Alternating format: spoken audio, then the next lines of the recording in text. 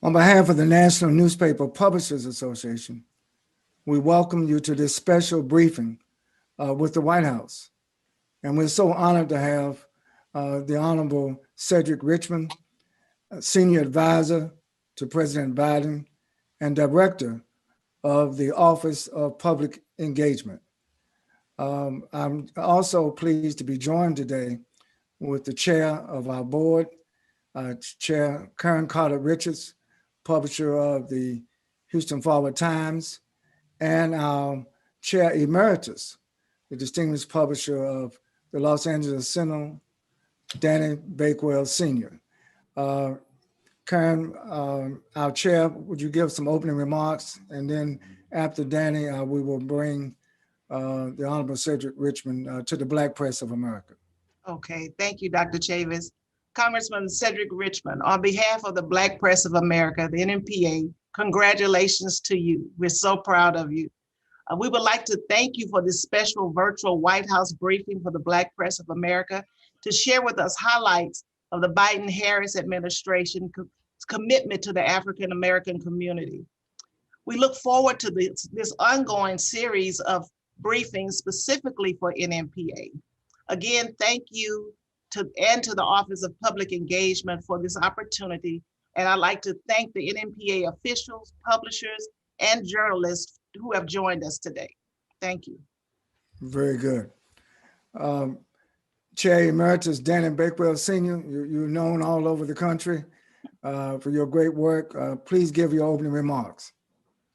Well, I'd just like to thank the Honorable Cedric Richmond, who is not only a distinguished friend in terms of what he is leading in the Biden-Harris administration, but a longtime friend, personally and of the Black press. This is not a new safari for Cedric Richmond. He knows the Black press, he's engaged with the Black press, and he's always supported the Black press. So we are really in good hands, and we look forward to the things that he can do for us. He knows the pain that the Black press has consistently suffered over the many, many years, in spite of our good work, in terms of being denied and deprived of adequate, equitable advertising. And he's always talked about his commitment and his ability to have the power to do this. Now he has that, and now we see one of the first things on his agenda for the Biden-Harris administration is engaging with the Black press, and we want to talk about advertising. All right, very good. Cedric, let me just tell you who else is on the virtual call. We have our entire board of the National Newspaper Publishers Association, 17 members, made up of our executive committee, I would note, who are all sisters, Black women, at the head of the board of the NMPA. And we also have the executive committee of the NMPA Fund, which is our 501c3. We have 5 regions. All of our 5 regional presidents are also on this call. So, Brother Richmond, thank you so much. I just want to salute your staff in helping to put this event together on short notice. And I've met many of them during the campaign last year, Trey Baker, Cameron Trimmer, Jennifer Molina, and others. I just want to note when I see people with good staff, I want to give the staff a shout out. You got a good staff, man, working with you. But please give us your opening remarks. And I know your agenda is tight, but specifically tell us about the commitments of the Biden-Harris administration to the African-American community. Let me start off by thanking NMPA for what you do. And not everybody knows it, so I'll take a second and just let people know. You tell the unvarnished truth. You give it to us unedited.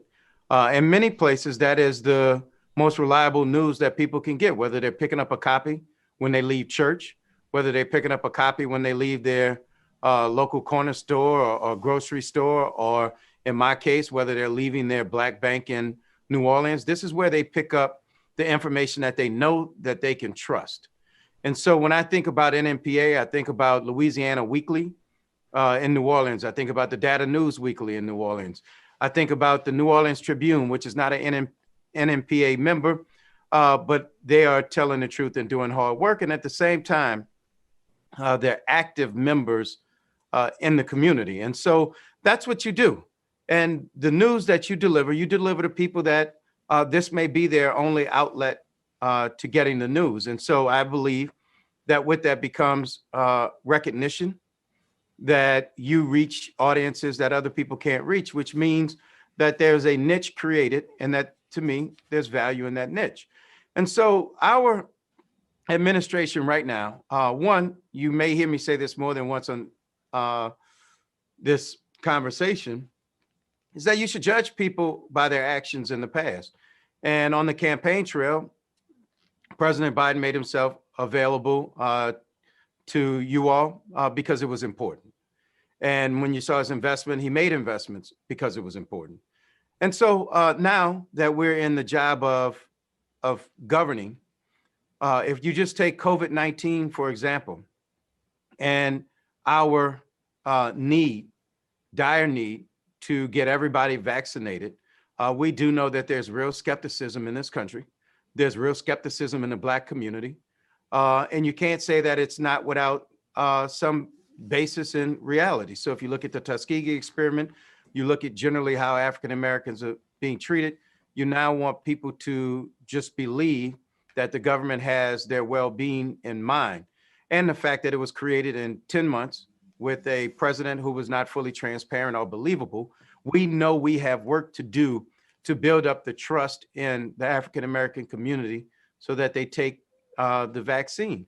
And look, in order for us to heal and get past this health pandemic and economic crisis, people have to take the vaccine. I've had it, my mother's had it. And so, look, I believe in the science, but part of what it's going to take is us being very transparent, giving the facts of how and the science of how this vaccine, both Moderna and Pfizer, were created over 10 months when vaccines usually take a couple of years. We're willing to do all of that. And we have to do it in outlets that people believe. And we're going to give you the science. We're going to give you the facts so that you can make those determinations. The other thing is we're going to talk about how important the American Rescue Plan is, not only to the African American community, but the country. And so if we don't pass this plan, we stand to lose another 4 million jobs this year. And if we don't pass this plan, Black poverty is expected to be around 20% this year. If we pass this plan, it's reduced by a third. And so we get somewhere around 13%. And so this plan has real consequences for a number of communities. I mean, if it drops the poverty rate in the Hispanic community by nearly 40%. And so we want to invest in our communities, but it also gives us the ability to wrap our arms around the crisis, provide vaccines. We want to create mobile vaccination centers so we can go to hard to reach communities. We want to use our federally FQHCs, community health centers, to do vaccines. Look, we want to make sure that we spend all of our effort, our time and energy right now on making sure we can get past this pandemic, because it is no secret that when America has a cold, the Black community has a flu. And so we have to look at this in a comprehensive manner, and we cannot do it without the help of NMPA. Well, thank you. And that's a good segue. Our first question is about advertising, but I just want to pinpoint something. Right now, the CDC has messaging dollars that they're spending to get the message out. Health and Human Services also. What can we do to engage more of the Black press sector to help the administration get this word out? I think that in the past, at least over the last 4 years, there was very little, I mean, less than a crumb off the table that came from these agencies that are spending money to get words out, like on the COVID-19, but the Black press has been relatively left out. How can we correct that? Well, I think you started on that today, but here's the truth of the matter. And I want people listening, because look, we're going to have people that say, oh, this is preferential treatment. Oh, this is some sort of giveaway or some sort of set aside. We have to reach everybody in this country. You all reach people that other newspapers, other outlets, other means of communication does not reach. And you reach it with a level of credibility that others may not have. So look, it is vital for us to get our hands around this, that we include you. And look, we're not going to ask you to do it for free. There's some things we are going to ask you to do for free in terms of public service announcements on certain things. But to the extent that we are advertising, I think you all should be a key component of it, because again, in Black and brown areas, there are outlets that are unique to them that we should be advertising in. Very good. In preparation, because we know the time is limited, we asked our publishers from around the country to submit questions. And of course, they're in the order. So this is the top question. President Biden has stated his commitment to racial justice and economic equity. The NNPA, as we've stated, represents the Black press of America. We are independent, local, and regional African-American owned news and media businesses. Can you confirm, Brother Richmond, that the Biden-Harris administration will ensure that President Biden's recent executive orders on racial justice and equity will be enforced and specifically implemented by all of the administration's cabinet departments, agencies, and other federal instrumentalities with respect to a whole of government commitment to advertise and spend with African American and other people of color news and business, media businesses? Look, that's a great question, Dr. Chavis. This is part of where I would say, let past actions give you an inference. But let me just start with how serious the president is on racial equity. On his first day, one of his executive orders was establishing a whole of government plan on racial equity. And that is holding every agency, every department accountable, and finding out where we are now and moving towards progress. And so it will be housed in DPC. Ambassador Rice will be in charge of it, and he gave it to Ambassador Rice because she is phenomenal, and I will assist her in any way that I can. But we are absolutely dead serious about racial equity. And so if you look at that executive order, it said exactly what he said on the campaign, that I am going to make this a priority through the whole of government, that this is going to be something that we monitor, we look at, and we're going to move the ball. And then if you look just a couple of days after he signed that executive order, he gave a speech on racial equity. And that speech basically said, I said I was going to do this. I did it on the first day. And this is where I'm headed in the future. And that is to invest in our HBCUs. That is to root out systemic racism in home ownership and housing so that Black families and brown families can create equity in those homes so that they can start businesses, put children through college, all of those things that come with home ownership, including transferring wealth to the next generation. He promised to end the use of private prisons. He signed that executive order. And then he signed one on the increase and rise in xenophobia and making sure that we combat that too, along with rescinding the Muslim ban. So the president is serious about this. And when we start talking about government procurement, that is one of the areas that we're going to monitor and make sure that the playing field is level and that we are using real metrics in terms of who we use, how we use them. And, I'm not sure. I am a lawyer, but I'm not versed in government procurement.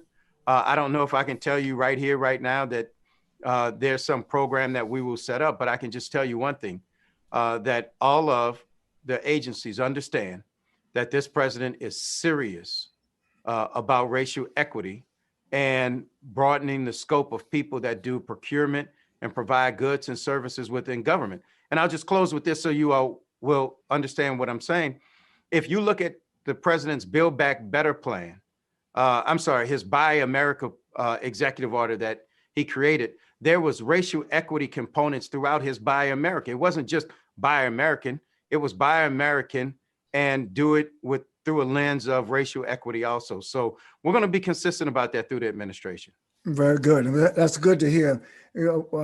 Both Danny Bakewell and Carter Richards working with me. They're going to be our point people working on this. Can you tell us, is it somebody on your staff that we can work with, Susan Wright's staff, or together? We want to make sure we really follow up on this because this is vital to the sustainability of our newspapers. Yeah, our newspapers are actually dying on the vine because we give a lot of lip service, and I'm not speaking about you or the administration, but there's always a lot of lip service and a recognition that we are deprived of advertising. But in the federal government alone, there is hundreds of millions of dollars of advertising being executed each and every year, and we get virtually none of it. And we don't need a preference. All we need is to have proportionate ability to be able to access according to our percentages in the country. You know, Black people represent 15% of the population. If you go to the service, we represent 50% of the people in the service. If you deal with how the COVID is affecting, we know it's affecting our community more than anybody else. No matter what metric you use, we have to be included, but we're not. And that's what we really, really need your cogent attention to. It's a dire need, Cedric, for this to happen. And look, you're right. And so just like we partnered together when I was chair of the CBC to raise this issue, unfortunately during a hostile administration, it didn't go far, but we did push the envelope on all of those 3 and 4 letter organizations that do campaigning around the country. And so look, you know, all I can say is that you have a friend, you have an advocate, and I know the need and role that the Black press plays in communities, and especially in this highlighted time and fragile time of making sure that people take the vaccines, making sure people know how to get them, make sure they know where to get them, make sure they know to get them.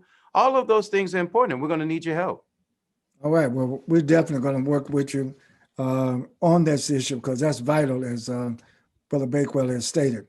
Another question from our publishers is that during the 2020 year, last year, there was inconclusive strategies about the accuracy of the 2020 U.S. Census.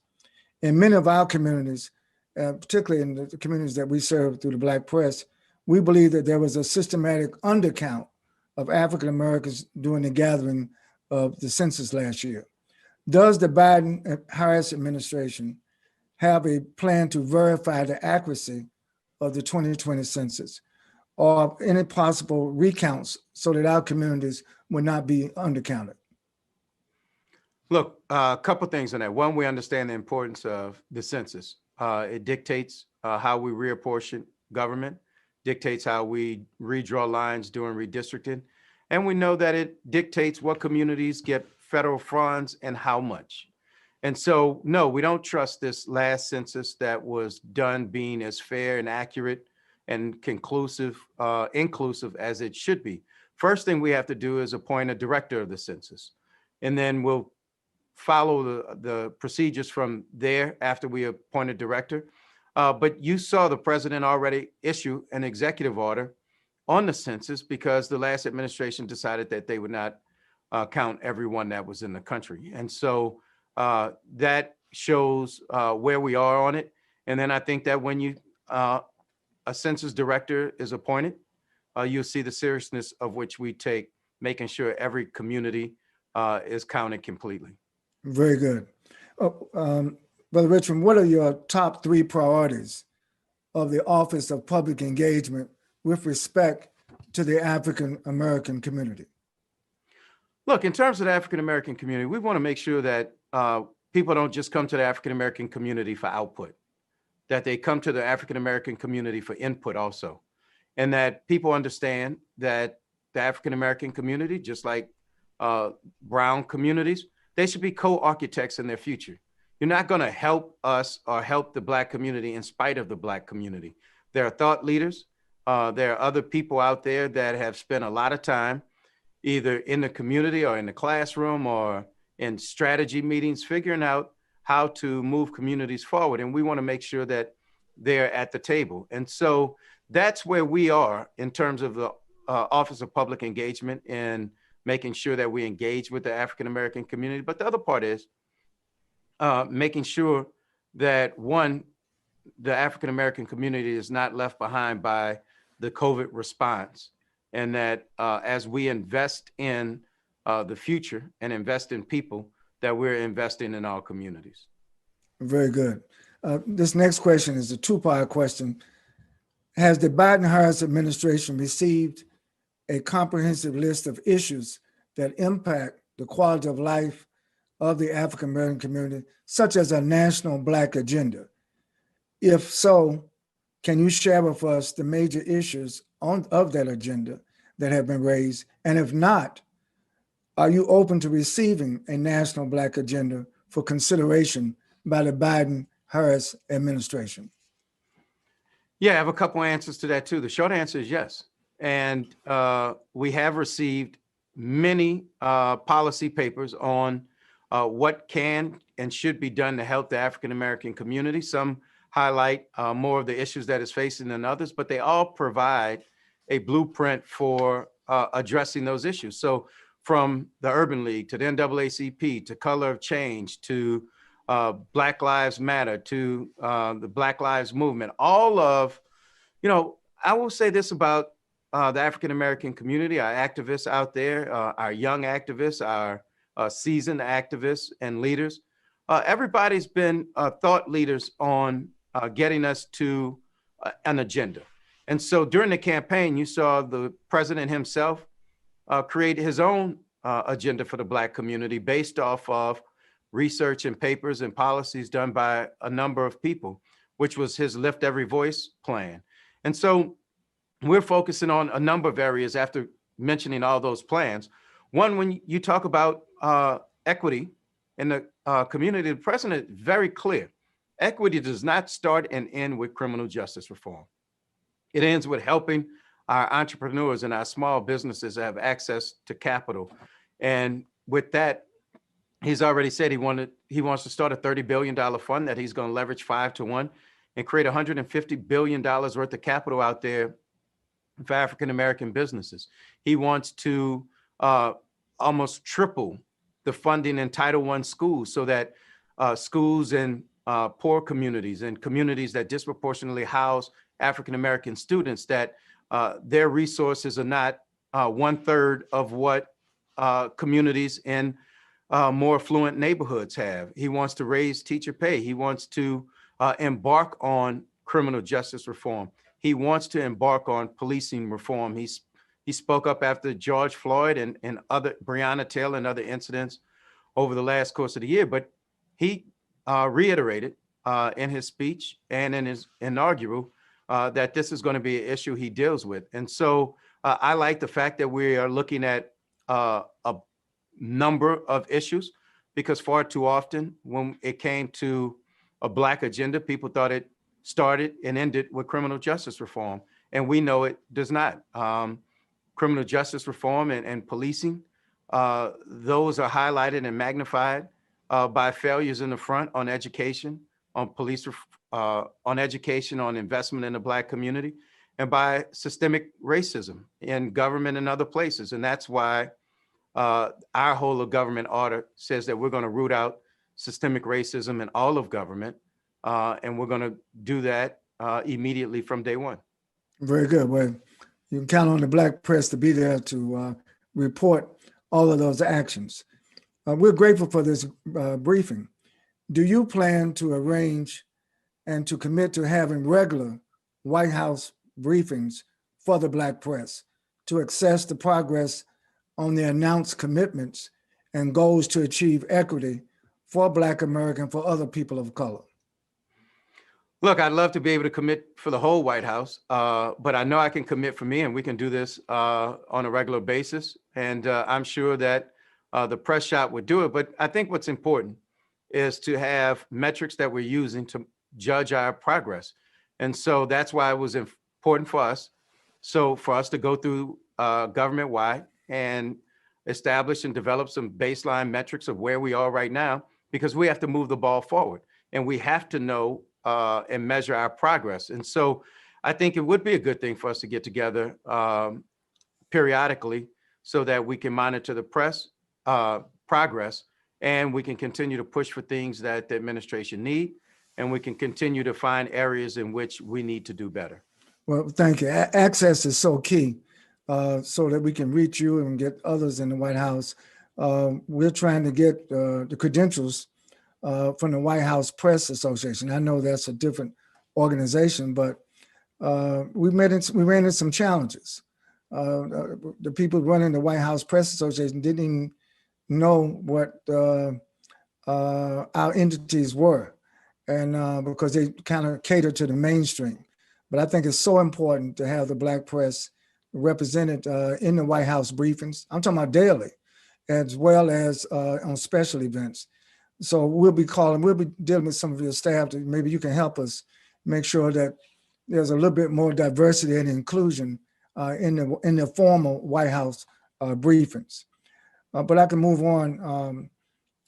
One of our publishers wanted to know, what is the Biden-Harris administration's stance, and are you committed to support DC statehood? I think it's clear that the president has supported DC statehood in the past, and I don't know or have any information that has changed. It's been a public position of his before. Very good. How will the Biden-Harris administration increase support for the nation's historically Black colleges and universities? And what steps will you take to bring, or actually to bridge the widening education gap in the public schools? Our young people are experiencing, even during the COVID-19, a lot of disparities, a lot of hardship in the public schools, but also our HBCUs need help. Well, K through 12, that's why it's important that we triple Title I funding. That will be a key component to not leveling the playing field, but actually creating some equity in that space and making sure that the communities who need the money the most get the most. And so that is important for us. And then the first part of the question about HBCUs, how do we get them more money? Well, we get them more money and we put more money in the budget for them. We do the things that are necessary to help them. And the president made that commitment during the campaign. He knows the value of HBCUs in this country. If you just look at where he was, and you know, I'm not flippant when I say look at people's past action to determine their future action. But Delaware State is very important to him. And if you look at President Allen from Delaware State, he was the CEO of the inauguration. He knows the talent and at HBCUs. And the other thing that he knows, and this administration knows, is the great talent that HBCUs have produced, the technology and the contribution that HBCUs have made to society with limited funds compared to other public universities. And so we're imagining, and he said it in his speech, imagine if the HBCUs had their fair share of funding, how much more they can do compared to the incredibly great job that they're doing now in producing our doctors, our teachers, our lawyers, engineers, all of those things. And so we know it. We're going to invest there because they are doing an excellent job with limited funding. And we want them to do an even greater job with their fair share of funding. Very good. The next question is about reparations. Where does the Biden-Harris administration stand on the enactment of H.R. 40? That's the bill to create a study commission on reparations. And if it doesn't get through the Senate, will the president issue an executive order to establish a national reparations commission? Well, we have two things on that. One, we do support a commission in H.R. 40. Two, we know we can't wait. And maybe it's three things. And three, we have to start acting now. We don't need a study to tell us there's systemic racism out there. We don't need a study to tell us that redlining and Black communities have been treated a lot different. If I think the president, and I traveled with him throughout the campaign, I know I've heard this speech a million times that a home in a Black neighborhood built the same way, same material, is going to be worth almost 30% less than the same home in a white neighborhood. And those are the things we want to deal with. And so we don't need a study to tell us that we support a study. But the truth of the matter is we don't think the Black community should have to wait on the study. We need to start dealing with systemic racism in housing and education and all of those things right now, which is part of the plan that we laid out, and including in entrepreneurship, access to capital, and all of those things. So yeah, we support a study, but it's not going to stop us from acting right now. Thank you. This week, the president has met with Republicans. He's met with Democrats about the American Recovery Act, about the $1.9 trillion that's on the table for legislation. Can you explain to Black America how important the 1.9 trillion figure is, and where does the Black community fit in this if it's passed by the Congress of the United States? Well, it's really important. When we start talking about money for mobile vaccination clinics, when we start talking about using community health centers so that we can get to every neighborhood to make sure people has access to the vaccine, we're also talking about increasing the earned income tax credit, increasing the child tax credit. Those two things alone would reduce child poverty in this country by almost half. And so that's a fundamental and monumental change in communities of color and in the Black community. And so there's a large list, and part of our American Rescue Plan is the importance of that racial equity is written throughout that also. Because as we look at COVID-19, we know that it's African-American communities, brown communities that are bearing the brunt of it, more likely to not survive it. And then if you look at the economic aspects of it, we're bearing the brunt of that also. And so we want to make sure that we deal with it all. And look, also, you have to look at children and getting them back in the classroom, because parents can't go to work if they have to do virtual schooling. And so that's $130 billion that we have in the plan so that we can get children back in the classroom in a safe manner, so that we protect the teachers and their families that they go home to. And those are things that we're going to have to do in terms of testing, in terms of smaller classroom sizes, better ventilation, and the infrastructure of partitions. And not to mention the most popular part of the plan, which is $1,400 checks to put in people's pocket right now to help them through these hard times. And so those are all key components that I think go across the board, but are valuable to the African-American community. And the last three things I'll say about it is it expands unemployment insurance past March 15th, because we know some jobs are not coming back right now. It extends the foreclosure and eviction moratorium. And so those things are important. And that's why we are doing our best in exerting all our energy into trying to pass it, but pass it now. We've watched Congress pass 5 recovery bills for COVID. I was there. I participated in all 5. All 5 have one thing in common. They were all too little, too late to make a difference in the lives of the American people. So we're not going to make that mistake. We want to do it right now, because we know, and you all know probably better than we do, that there are too many people out there that are breaking their backs in order to keep a roof over their head, clothes on their back, and food on the table. Government has to help them. Absolutely. Well, now that the Democrats control the House, control the Senate, and a shout out to Georgia for turning out that tremendous Black vote. And now we have 2 new senators from Georgia. But you control the White House, the Senate, and the House. So when can we expect the $1.9 trillion bill to be enacted? Look, I don't have a hard date. What we know is important is that it happened before March 15th, when all of these cliffs hit the American people, or when the American people hit the cliff. Can you explain that a little deeper about the deadline of March 15th? March 15th is when unemployment insurance, the enhanced unemployment insurance, runs out. It's when the foreclosure and the eviction moratorium stop.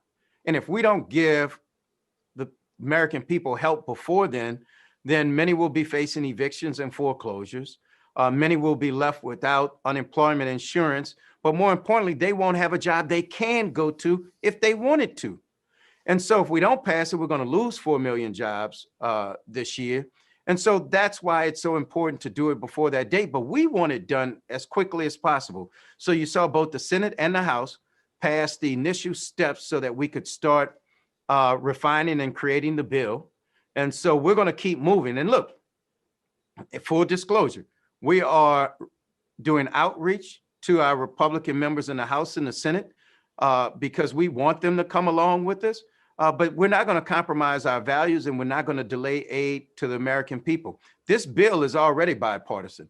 There are Republican mayors all around this country that support it, Republican elected officials all around this country.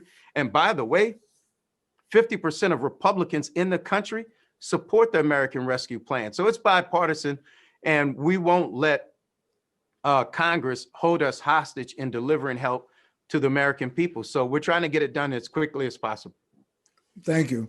Well, before we wrap up, I want to call back to Dana Bakewell and to our chair, Karen Carter Richards, for their closing comments or remarks or questions. Dana? Unmute Dana, yes, okay. There we go. Cedric, again, thanks for this briefing.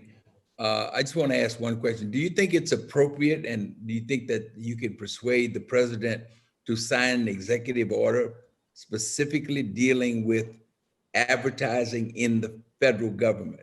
That is crucial to us. And this does not need a new budget allocation. This is just equitably distributing the advertising that's already there. And it would be a flood of money coming into the Black community. It's one thing to say we need to support COVID. We need to give the proper messages to Black people. We can do that. We consistently do that. I can't impress upon you enough, and you and I have had this conversation many times. These publishers on this call, we need advertising. That is the lifeline and the lifeblood of our Black businesses going forward. There is no Black community, no entity within the Black community, the Black church, Black business. Everybody comes first and foremost to the Black press. Even before you're known nationally, they're known within the Black community because of the Black press. We need help. We appreciate everything you're doing. But my specific question is, do you think the president will ink an executive order related to advertise? It could just be equitable advertising within the federal government, because it doesn't exist. You're talking about a baseline. The baseline will show we are on zero. Danny, the short answer is I don't know if he can issue an executive order on procurement. There are some rules there. However, I know what I've said before is that we can stress racial equity, and I'm not ruling it out. I just don't know if it's legal. But let me go to your second point. When you talk about the need of the Black press right now, I think it's two things. It's not just the needs of the Black press and that you need it. I think the real point is that you deserve it, and that you've earned it, and that you have audiences that you talk to that other people can't talk to. Therefore, you provide a good and a service that other people can't survive. Because I don't want anybody who is deciding to take a clip of this audio and put it on any particular network and make it seem like we're just trying to bail out any particular industry because they have needs. That is not the case here.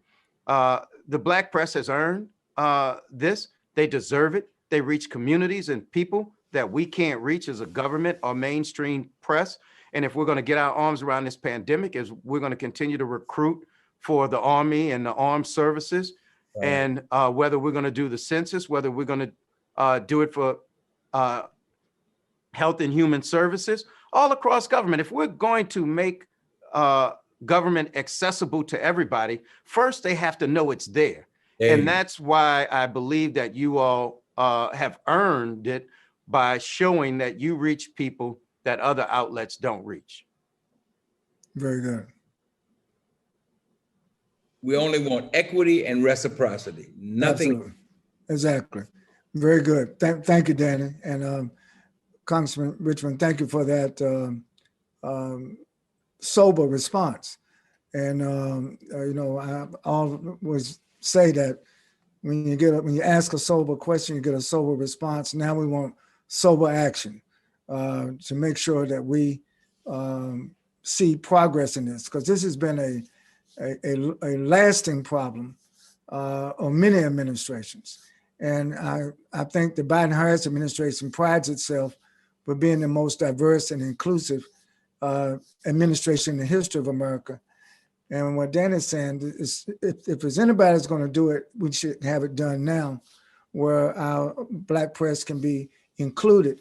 This is a business. We're not asking for charity. This is a business proposition where we can do the work that others have purported to do, but we know that we do so effectively and efficiently through the Black press. But Karen Carter Richards, our chair, want to give us some closing remarks before we thank Congressman Richmond. I would just like to say, I don't want to go over again what Danny Bakewell and Dr. Chavis have said, but definitely we are the team that can do the outreach in our community. And so with that, I would just say that we really thank you for this opportunity. We're looking forward to more briefings so that we can get this information out to our communities. Thank you again. So Congressman Richmond, thank you again. My last question to you, and we have some of our major journalists, and they sent me a little note. Explain to us, how is it early last year, actually before last year, you saw the rise of a Joe Biden when hardly nobody else would stand with him. As a member of Congress, you began to stand with Joe Biden. Explain to us, in sum, your relationship to the President of the United States. We know you have the title senior advisor, but give us a little deeper insight of your relationship with President Joe Biden. Look, it started well before the 2018 midterms. Everybody was focused on taking back the House so that we could do good for the American people and we could stop the bad stuff in which the administration was doing. And all of the polling showed that we had a rock star out there that we were not using, and that was Joe Biden. And I called and said, hey, will you go campaign for all these candidates, Black candidates, white candidates? He was able to go campaign for everybody. And what I saw with the results of those races was that he had appeal across the board and that he was the real deal, that he meant it. And so after that, that's when we started talking, and it was more me saying you should run than him saying I want to run. And then Charlottesville happened. And he said, somebody has to stop this guy. And, he genuinely thought that he was probably best positioned or could be the only one that was positioned. And I felt in my heart that he was the only one that could beat Donald Trump. But more importantly, I got to know him and I got to know who he was. And so if I didn't believe in him, if I didn't believe he wasn't dead serious about racial equity and empowering people and taking up for those who have been marginalized, I wouldn't have left a safe seat in Congress to join the administration and become a staffer among others. But I really, after spending all that time with him, I know what he wants to do. And I want to be a part of being that transformational administration. And so far, he's lived up to everything he said. He said he was going to have the most diverse cabinet in the history of America, and we have that. And so now I want to, and we will move on as an administration to real economic empowerment and changing other aspects. So we became good friends, and I just believe in what he wants to do. And being on the campaign trail, I actually got to see it over and over again, that he's the same person in front of the cameras that he is behind the cameras. And look, sometimes that helps us, sometimes that hurts us, but he is exactly who he appears to be. And he's just genuine and authentic. And so we need somebody who's going to be a friend to the Black and brown communities around this country to make sure that they have an advocate at the highest level of government that will hold all of government responsible for righting the wrongs of the past. And so, that's how I got here. And I don't regret it. I think that this is going to be a great administration. And I don't want to stop this without talking about the historic rock star nature of our vice president. She is the real deal. She cares about all communities, but she is an intellectual giant. But more than that, the highest compliment that I give to elected officials is that she gets it. She gets the struggle of Black people. She gets the struggle of minorities.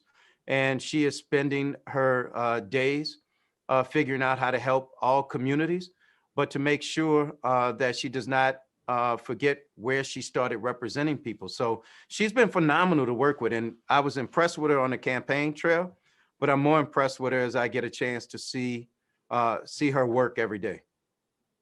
Very good. Well, our time has expired, but I want to, on behalf of the National Newspaper Publishers Association, we have 230 member publishers now. Over 200 are watching this program today and this briefing.